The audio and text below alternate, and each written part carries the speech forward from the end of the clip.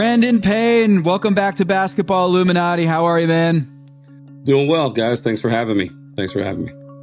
We're talking to you just a few days after Steph Curry went night-night again against the Dallas Mavericks, which was 2 nights after he put Shai Gilgeous-Alexander and the rest of the Thunder and tucked them in and kissed them goodnight and bid them farewell as well. 36 points in that game and 37 points in the next game.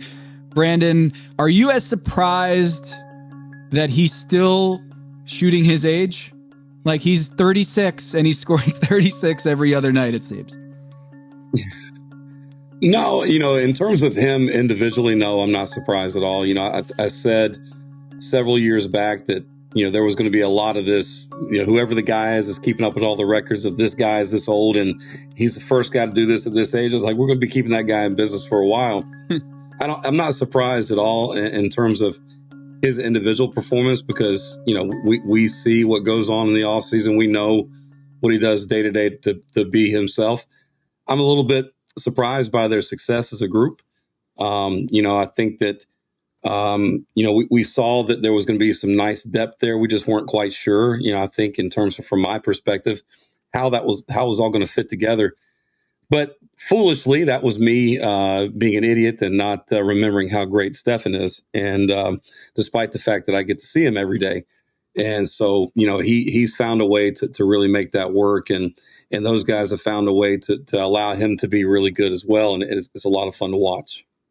Brandon, it's different, though. Like, if you look at Steph's numbers, this is the least amount of points he's averaged since his first year as an all-star, since before he was an all-star, excuse me. He's getting less than 16 shots up a game. Like, this isn't the same Steph we've seen throughout this era of dominance and even the all-star years before that, but yet it still feels just as dominant as ever. Well, from my perspective, it's probably the most dominant he's ever been. If you're really watching the games and you're watching his effect on defenses and you're watching just his overall gravity. And we used to talk about his gravity when he moved without the basketball. People always really like to talk about what he did to help defense. But really now, if you look, he's added some other elements. And, I was talking to some guys about this the other day. You see him in these ball screening situations using his eyes to hold defenders in places, to throw these lift passes to guys that are lifting off of the dives. It's almost, kind of make the analogy kind of like Tom Brady vision. He's looking the safeties off to create opportunities for guys in other places. And, he always has, when he's in the game, there's always 5 sets of eyes on him everywhere he goes. And that creates opportunities for teammates. It creates opportunities for other players. I can't say the same for any other players in the NBA, that there's 5 sets of eyes on you everywhere you go at all times. So he has a control over the game that I haven't even seen him have in the past. And it's like he's orchestrating everything. And it's a lot of fun to watch because as I'm going back and I'm watching these things, some things I'm not even seeing during the game while it's happening. But when I go back and watch them, you see all the things that he's creating because of his presence and is creating opportunities for his teammates. And these are guys that are hungry for opportunities, and they're taking advantage of those opportunities. And again, it's a lot of fun to watch. Is that a deliberate thing that he's tried to hone over the years? Or, I mean, it sounds crazy that even you're noticing this for the first time. You're saying, like, how does that come about? Well, I think that he's always, we've always used this term, he's patiently aggressive. He's patiently, aggressive in terms of scoring. So he's waiting for, the game plan, discipline of the game to kind of dissipate a little bit before he really starts to attack, which is why you see a lot of big second and third quarters. Everybody in the first quarter is amped up to guard you. Everybody remembers exactly what was on the scouting report in the first quarter. As the game goes, that tends to drift a little bit. Now I think that you see him, he understands the need for all 5 players on the floor to be a threat at all times. And in order to win, all 5 guys have to be a threat. And you even look back, there was even a sequence in the Olympics I'll look back to where Jason Tatum came into a game. I can't remember if it was the semifinals or the finals. Stephen stole a ball and he had He had a direct path layup to the basket. Nobody in front of him. Jason Tatum was actually behind him when he stole the ball, but Jason Tatum was out there. Instead of Stephen taking the layup, he threw it up. He gave it up to Jason Tatum to get Jason Tatum going. Again, that's the thought process is there. We need all 5 guys out here to get going to win this game. And I think that he just values winning so much and he loves winning. He's one of the most fiery, aggressive competitors. He's the most competitive person I've ever met. And he hates to lose and he loves to win. And above all else right now, he wants to win. And so he wants to make sure everybody's involved. He wants to make sure that everybody's a threat. And then when everybody's a threat, it makes his job easier. Brandon, where did you grow up? Charlotte. So in Charlotte, you go out and you see a lot of Wake Forest stuff, right? I saw some Saturday night that they didn't do very well, but I was there Saturday night. Now. That's a dig. We got our asses beat by UNC. Nice work. What I was trying to get at, though, was I was giving you a layup. Damn it. Brandon, you were raised as a UNC fan. I actually was a UNC fan growing up myself. And, this whole Michael Jordan story that I wrote this off season, I hadn't actually talked to you about it. But I do know that this past week, I called Stephen Curry the greatest offensive player since Michael Jordan over at Yahoo Sports. I don't know how that landed with you, Brandon, because you grew up, I think, a huge fan of Michael Jordan, and also you're working, consistently over the last decade with Stephen Curry. And you just said he is as good as he's been, or as dominant offensively as he's ever been, that you've ever seen him play. So when you see me make that kind of superlative that Stephen Curry is the best offensive player since Michael Jordan, you say what? I say you're close. I think he's better. And, I think he's better because, here goes me, the rambling wreck guy over here is surprised. But it's not in terms of, and it's not because he's a better one-on-one basketball player or because he's a better scorer or anything like that. I just think that he has a bigger impact on his teammates now. And that's certainly no dig at anybody. I mean, when you start talking about Stephen Curry, Michael Jordan, Larry Bird, Kevin Durant, LeBron, I mean, you're splitting hairs here of the greatest of the great who are already, they're incredible in every aspect of the game.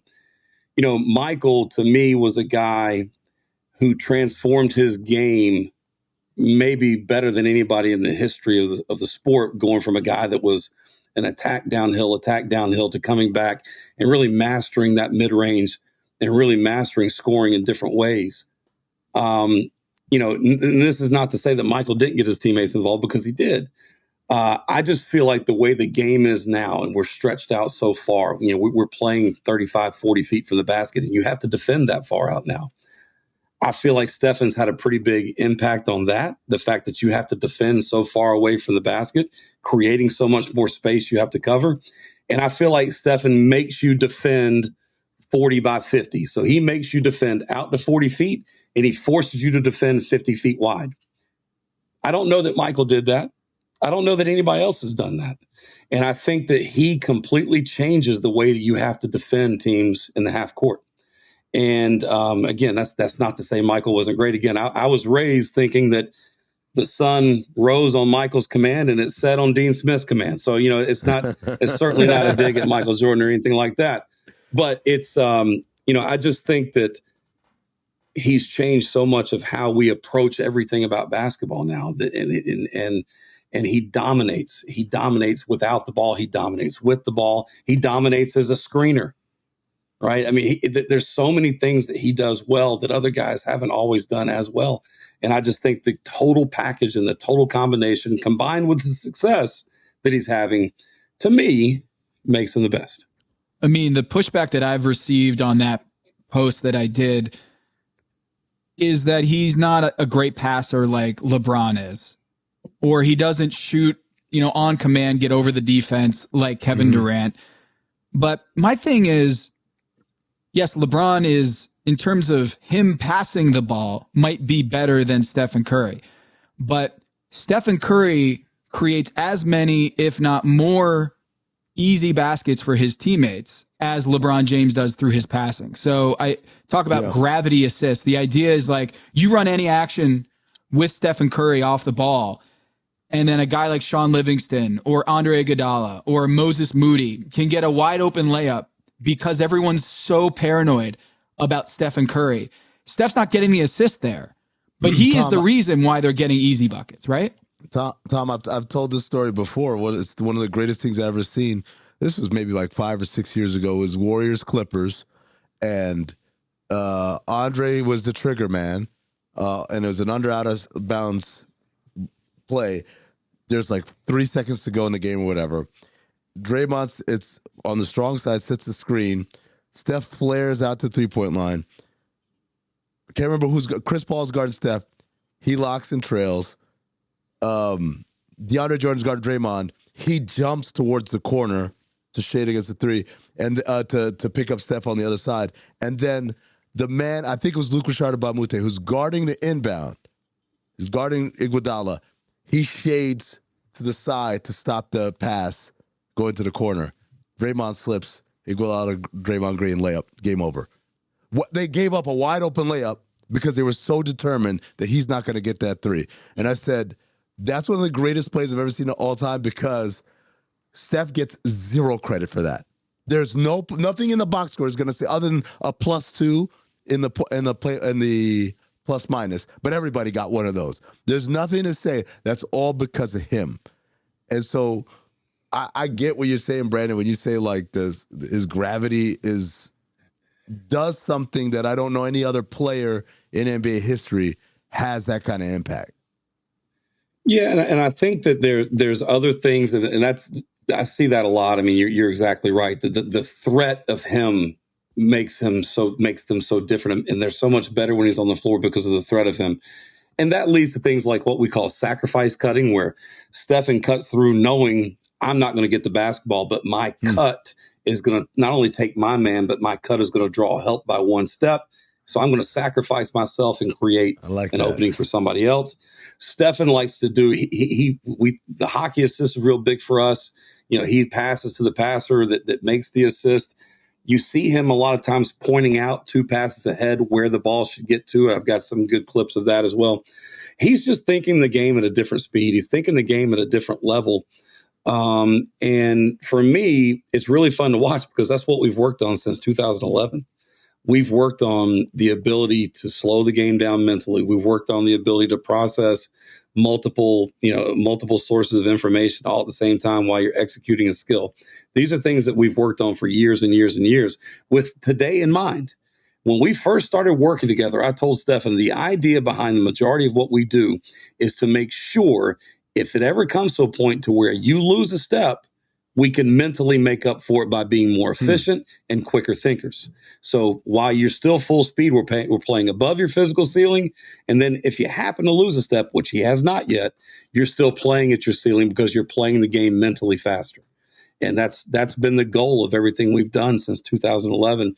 And it's kind of fun to watch it, to be honest with you. Now, he's getting up there in age, like we said at the top, 36 years old. That's usually when most Hall of Famers are already hanging him up and retiring, getting into coaching or whatever they do after their playing days are done. But Steph is still playing 29 minutes a game. The offensive rating of the Warriors when he's on the floor is 123 points. That on-court offensive rating is the 5th highest in the NBA. The 4 highest players on the leaderboard here are Nikola Jokic in his prime, Darius Garland on a 15-0 team, Jaylen Brown and Jason Tatum, the most dominant like offensive explosion last year, going to the NBA Finals and winning it. Those are the 4 names that are above Stephen Curry, how efficient their teams are when they are on the floor.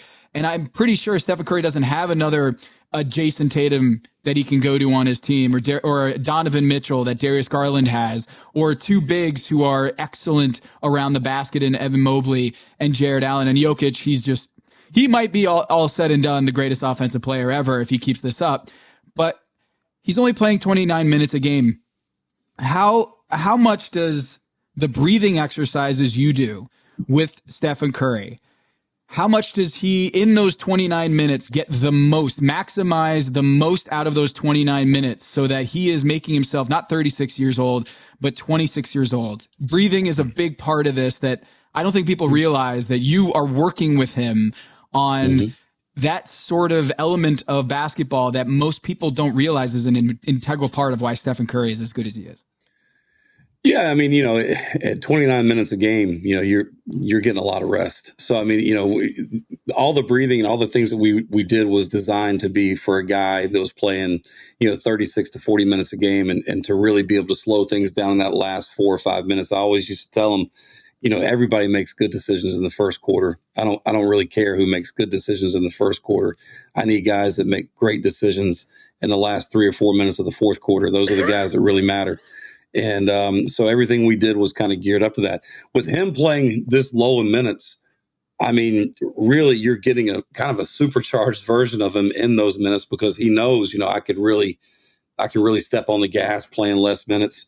I enjoy the fact that he's only playing 29 minutes a game. I don't know that the fans enjoy that, but I really enjoy that he's only out there for 29 minutes, because I kind of know the cumulative effect of saving that 8 minutes over these first 40 games, hopefully maybe 50 games, is a big benefit to us down the stretch.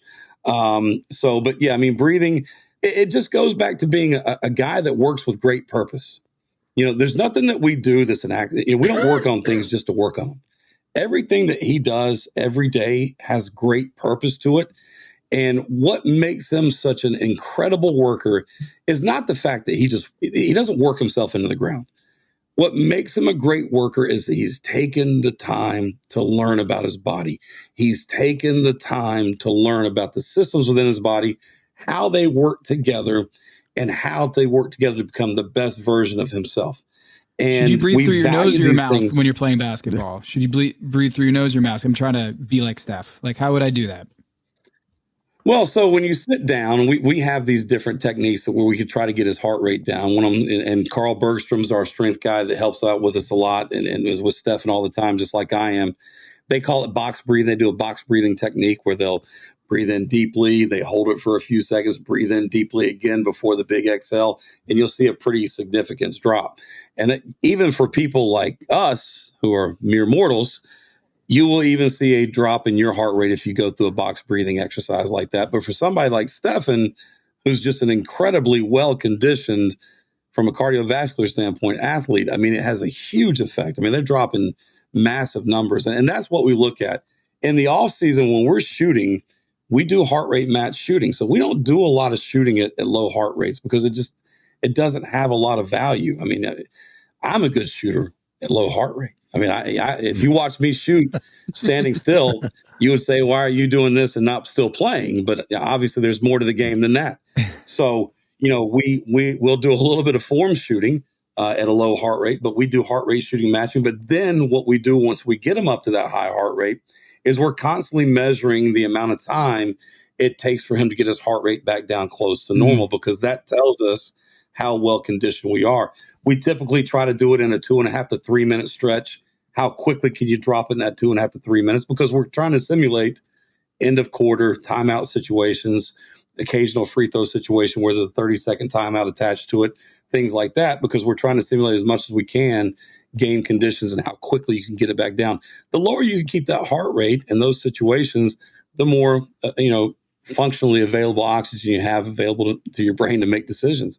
So we're looking for every detail, because when you're not 6'9", and when you're not a super athlete, like, you've got to find everything you can to make you better. And at some point, it will all make a difference. Brandon, we talk about the minutes being down, the shots being down. Was that the plan coming in this season, or was this something that Coach Kerr and the staff realized, we're really good, we don't need to lean on him as much, so we can be more judicious with his involvement? Yeah, I don't think we had a plan per se for that. Like that, we didn't really say, hey, we're going to knock your shot attempts down. I think that's just kind of, you got to figure out how to be the best Stephen Curry within the identity of the new group you had. It's still a relatively new group, and they're still figuring out how to play with each other. And I think Stephen had a very big emphasis on making sure that he was complimenting Buddy Hield as well as he could. And once we knew that was going to be a part of the mix and figuring that out. And Buddy's a guy that needs some shots. He needs some shots. He can knock it down too. So making sure that he's getting enough shots, making sure you're creating the right opportunities for him. And then you got some other guys that are pretty good on that roster that need some shots too. I think that, you look at Brandon Pajemski and his plus minus and some of the, he's got a really nice plus minus. He makes a lot of really good basketball plays, and he's a guy that's going to shoot it better as the year goes. They've got a lot of really nice pieces that might not have fit on some other rosters, but on this particular roster is looking like it's pretty good. And, I think that he understands that he doesn't have to carry the load from a scoring standpoint until he needs to. And, it's funny, before they played Oklahoma City last week and before they played the Mavericks, I sent somebody in our circle of people, I sent them a text. I was like, I think you're going to see a little bit more of a aggressive scorer tonight because of the situation and who they were playing. Yeah, can you break that down a little bit more? He did shout into the camera quite ferociously after that big shot. What was that about, Brandon? I mean, he's an unbelievably fiery competitor, and you don't see it because he's not that way all the time. But he loves winning, and I think that he felt like people were doubting them coming into this season. And I think that right now, it's reminding everybody how great he is and how good they really are. And they're pretty good. And I think that you're seeing them and him gain confidence as the season is going. And I think you see that coming out in some of that expression in that particular game. And that was a highly charged, that was an emotional game. I felt like I don't even know how they got through that, man. Yeah, it did. That's the only thing I texted him after that game. I said, that's a playoff type win.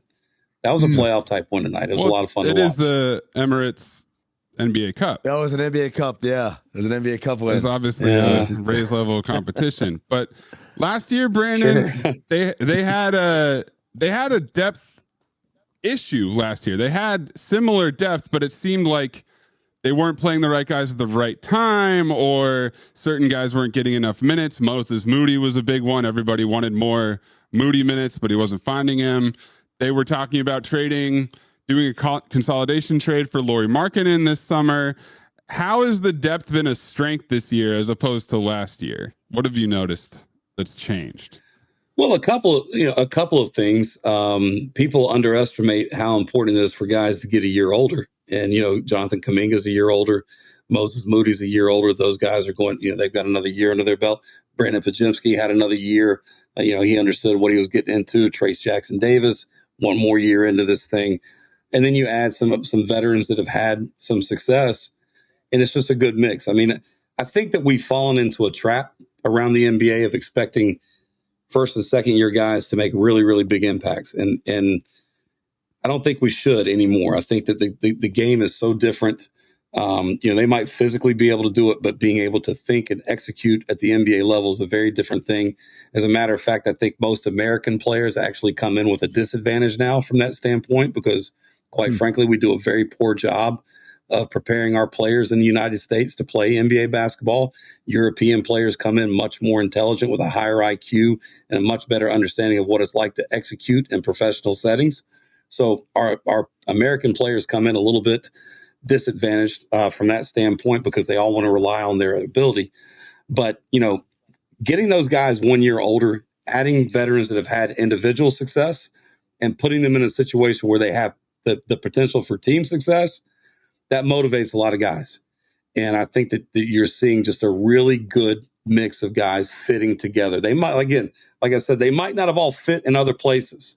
Like I look at Buddy Hield, he was out of the rotation. He wasn't playing very much towards the end there, and now they don't really want to play without him, so it's just it's a really nice mix. Brandon, there was a clip of Gilbert Arenas talking that I saw where he was aggravated that young players don't shoot with their heart rate up, or at least he's like, these guys, they do shooting drills, but they're walking into the gym, doing their getting their shots up and then walking out. You need to simulate how tired you are in an NBA game to get the same sort of benefit. And then there's another clip, Jeff Teague telling a story, I think, about Corey Maggette, or no, wait, maybe it was Carmelo Anthony talking about Corey Maggette and how hard Corey Maggette would go in workouts. It was Andre Iguodala. Okay. Andre Iguodala was telling Carmelo Anthony how hard Corey Maggette would go in workouts. And that's the first guy that Andre Iguodala remembered being like, oh, that's how hard you have to work in order to, make it in the NBA in your workouts. I know Steph Curry has these infamous workouts and how hard he goes, and how you've talked about how players have vomited, needed to leave to go throw up because it's just so strenuous. Is there a player that you look at in the NBA that you're like, I really want to see what Steph and that guy do in a workout together? Wow, Tom, that's really good. That's a great question. That's one I've never thought about. I've never like LeBron. Has he ever worked out with LeBron in like a one-on-one setting? No, where it's just in a gym? But I think that would be a lot of fun. I mean, I think that any of those guys that are at the top would enjoy, because I think that they would enjoy coming into the environment that we kind of set up for our workouts. Our workouts are not. They're not just thrown together. We're not just doing drills for the sake of doing drills. We have a plan in mind, but our plan is not that day. Our plan, takes into account what we're trying to accomplish, not only in this off season, but how many more years do you want to play? So, we have a big plan and we have a short-term plan, and it all kind of fits together that way. But I mean, Stephen loves for guys to come into our work. We've had guys come in. Stephen relishes the opportunity to teach. He's a teacher. And I like it when he teaches, because he tends to work a little bit harder when we got some other guys in there. So, I don't mind him bringing, Trey's come into a lot of our workouts in the past. We always try to bring in the young guys or the rookies that are coming in for the Warriors. We try to bring them in for a week or so at a time. I haven't thought specifically about any guys I'd like to come in. We've had camps before where we've had, De'Aaron Fox, and we had Scoot and a bunch of players come through. And they all end up just sitting and watching for a little while. They all end up watching. And again, it's not that we're going at this incredible pace for this really extended time. It's just that when we do go game speed, it is game speed. I mean, it is not this fake hustle game speed. A lot of guys like to talk about game speed, but it's kind of like I'm almost going game speed, and they really don't have the accountability tools in place to figure out if they are going game speed, because without that heart rate monitor up on the board for us, we don't know if he's going game speed either. It's kind of like the eye in the sky doesn't lie. The heart rate monitor doesn't lie. We know when you're getting uncomfortable, when you're not, right? And, so I've always said that the hardest thing for NBA players to do, and basketball players in general to do, the hardest thing for them to do is to look in the mirror and be honest and give themselves a really honest assessment of what you do well, what you didn't do well. And can you do that every single day? And there's still a lot of young players in the league that struggle with that because they've never been forced to do it.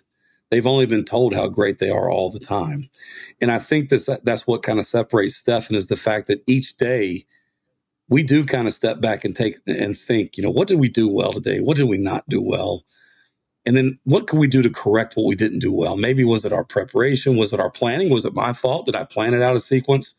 I think that you have to be able to do those things in order to improve. And a lot of players really struggle with that. Brandon, one of my favorite stats about Steph was the year he won unanimous MVP.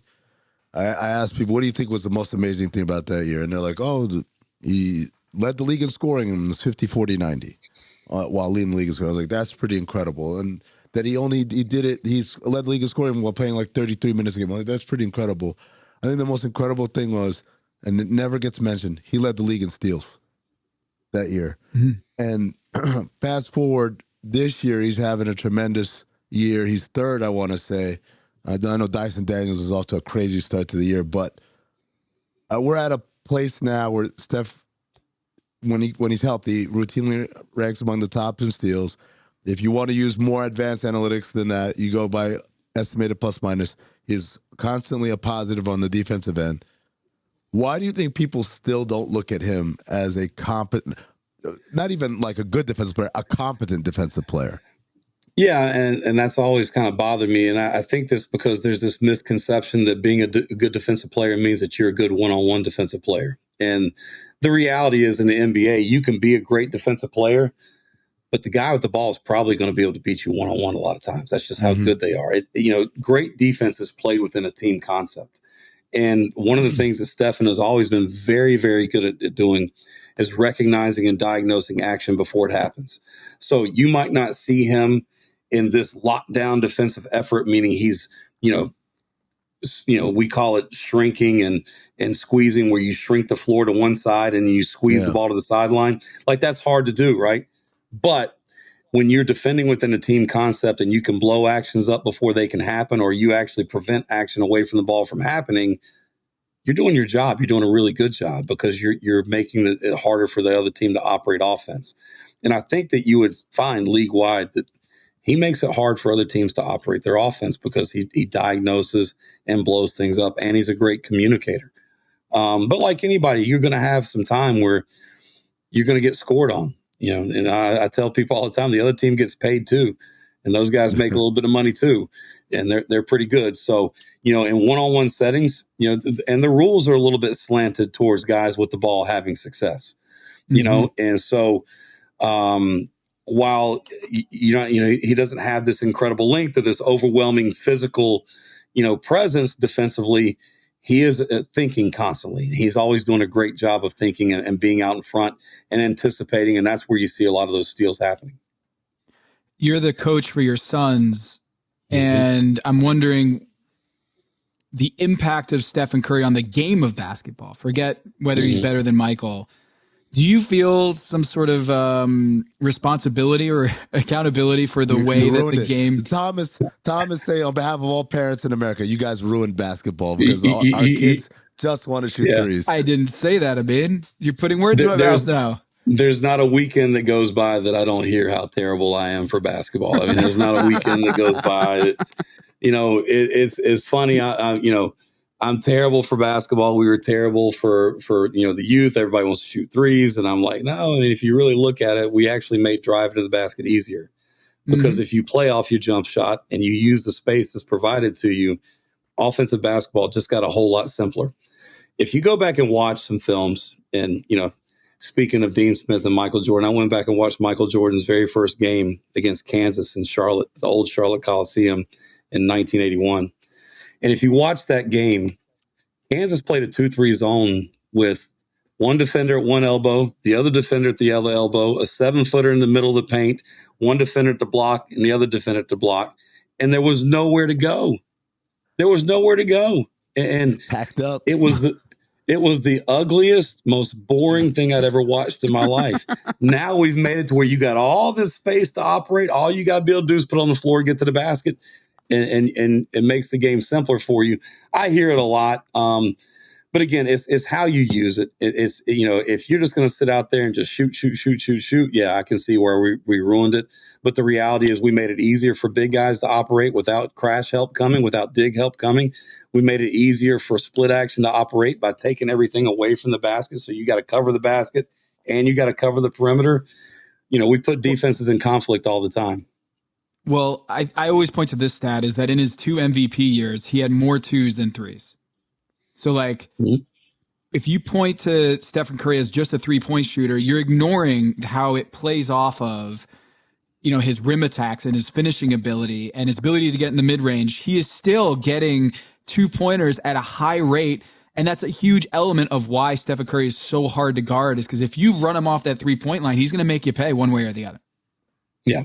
And, he's very hard to guard because he can space in both directions, right? He can space by getting to the rim, right? And he can space by continuing to back up. And it's just hard to guard that when you're worried about either him stepping back or him going by you. You're constantly in a position where you're thinking. And the thing that we've always talked about is my goal as a basketball coach, basketball trainer, is to always put defenses in a place where they're thinking. We want to turn basketball players into thinkers. Because when you make athletes think, it slows them down. They're not playing off of instinct. They're not playing off of athletic ability. They're having to diagnose, they're having to think, and they're having to react based off of what they're seeing. So you cause them to slow down just a little bit. And even if it's just a half a step they slow down, that half a step is the difference between a contested shot and an uncontested shot. That half a step is, those are the things we're trying to create. He's just creating basketball thoughts out there. That's just... He's thoughts per 36 minutes. We need that stat now. Yeah. Is offensive players that creates more thoughts for defenders than anybody else. And that in many ways is why Steph is so great. Is he's just creating a bunch of thinkers. I've seen 3 defenders all decide that's where we need to defend. The corner 3, not this wide open layup under the basket. Makes a difference. Makes a difference. Brandon, appreciate you coming on Illuminati and opening up our third eyes on the sport of basketball. And you are saying that you are not responsible for ruining the game of basketball. You're just making a lot more thinking basketball players. I'm trying to make it easier for everybody. I'm just trying to make it easier. Thank All right. you. Thank you, guys. What a guy.